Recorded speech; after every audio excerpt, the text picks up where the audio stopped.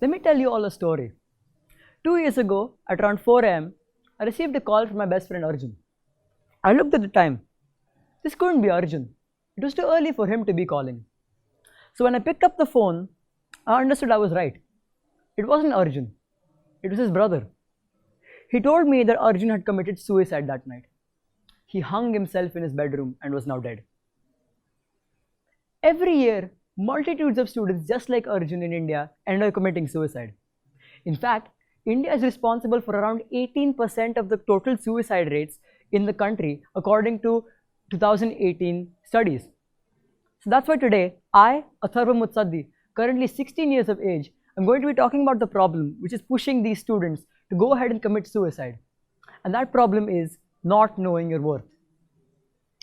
And I will explain what this is exactly, but I started this speech on a very morbid and on a very depressing tone. So instead, let me tell you all a different story, a fictional story. Once upon a time in a very fantastical land where animals could speak to each other, a fish was told to climb up a tree. It seems absurd, doesn't it? A fish climbing up a tree? Something that is just not built for, something that it's not adapted for. But let's say that this fish did not know this fact. So he tried and tried his best to keep on trying to climb this huge banyan tree. Needless to say, he was unable to do so. And he met the same fate as any other fish would when you pull it out of water. The poor thing died trying to accomplish something it just couldn't achieve. Now let's imagine another scenario. Now let's say that this fish can now suddenly breathe out of water. Now this doesn't necessarily mean it can go ahead and climb up the tree, but it can now go ahead and waste in more times for trying to complete the same fruitless endeavor. And now let's imagine that this entire swarm of monkeys is now just joining this fish in the race to climb up this huge banyan tree. And now you'll be thinking, these are monkeys. These are built to climb trees. They've been doing so for centuries. But now the race has started, and the fish now sees everyone who was with him at the starting line now climbing up the tree and soaring to the top and now achieving success. In this situation, ladies and gentlemen, the fish dies. The fish dies due to the utter grief of the feeling of being incompetent after seeing everyone who was with him down at the bottom now suddenly soaring up to the top. In this situation, the fish also ends up perishing. Ladies and gentlemen, my friend Arjun is exactly like the fish in this story. He had immense passion and immense talent in dance and dedicated a huge portion of his life to make it perfect. However, he was forced to take up science, a subject in which he passed by barely half a mark.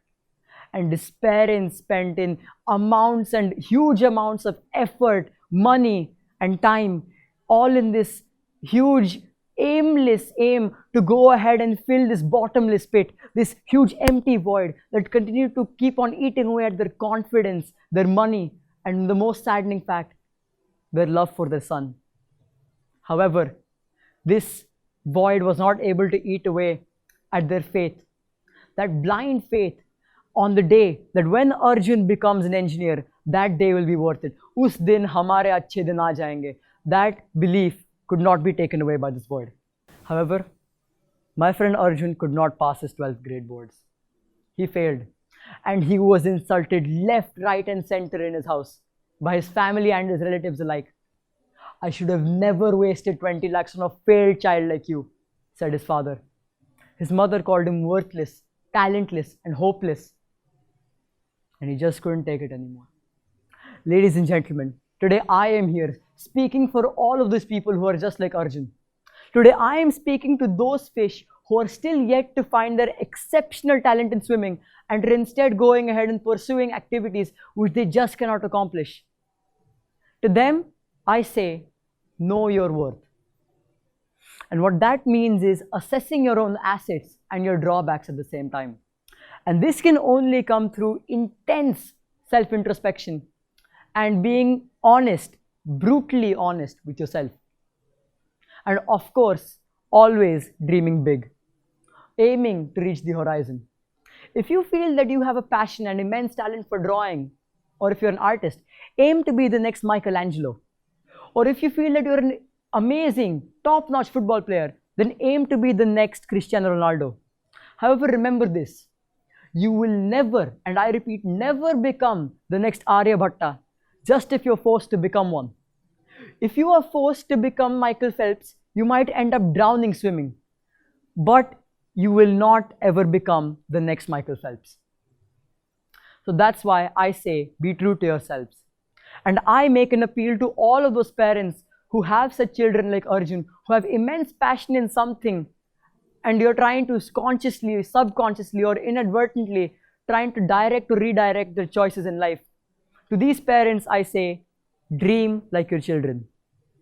As Julius Caesar once said, if I could pray, then your prayers could move me. Similarly, it's only when these children's dreams can move you. It's only when you can dream like them, visualize their goals like them, and that is only when their passion can move you. This world requires passionate, living, breathing human beings, not just simple machines with the same objective, the same desire, and the same commitment to achieving money and earning it in loads and loads of amounts. That's why I say, know your worth. And for those of you who are shying away, I say speak. Speak before it's too late. And if someone's forcing you to do something that you just cannot, say it for yourself. Say that I cannot do this task. And be honest to yourself and to those who are forcing you to do it. For it is only when you believe in yourself that you can accept the entire world in believing you. Because after all, we're all just fish in this sea called life. It's all up to you though, if you want to choose to keep on climbing trees with the monkeys or to swim miles and miles ahead.